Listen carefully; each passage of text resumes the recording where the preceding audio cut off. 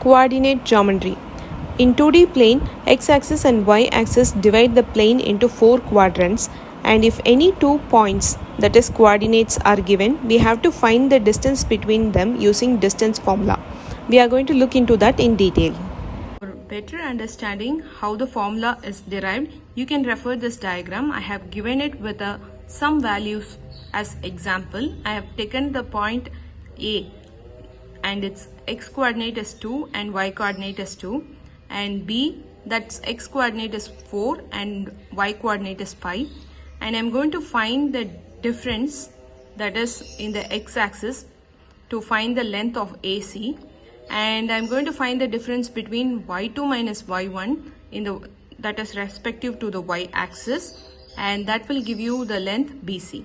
By knowing these both, we can find the hypotenuse, that is AC, because this is said to be ABC is said to be right angle triangle. So you can use Pythagoras theorem, and hence that is how you can find the formula, and just substitute the values by considering A as x1, y1, and the coordinate B, the points are said to be x2 and y2, and you will get root 13 units.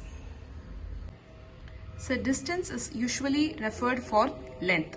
So length means if some square, rhombus, rectangle and parallelogram are plotted in the graph and its side length has to be found out, then you have to find the distance between 2 points that are the coordinate points. So if all the sides are equal and the diagonals are all equal, then we can confirm it to be a square.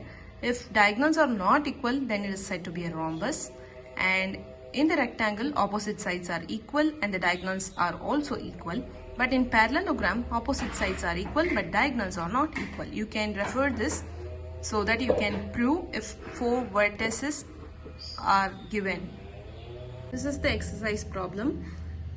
X coordinate and y coordinates, the respective x1, y1 are given. X2, y2 are also given. You have to find the distance.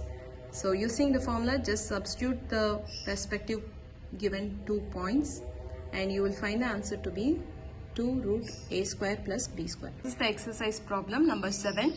So the point is said to be on the x-axis and you have to, which is said to be equidistant from these both. You have to find the point which is equal from the point A, that is 2, minus 5, and B, that is going to be minus 2, 9. Here the hint is it lies on the x-axis. So also we have to confirm that y coordinate is 0. So the distance between these both are said to be equal because they are given as equidistant points. And on solving, just find the value of x. It is said to be minus 7. Finally, we know that the point is minus 7, 0. Minus 7 is the value of x we have found, and 0 it is given from the question because it lies on the x-axis. So y coordinate is 0. This is problem number 10, and here we are going to find the relationship between x and y.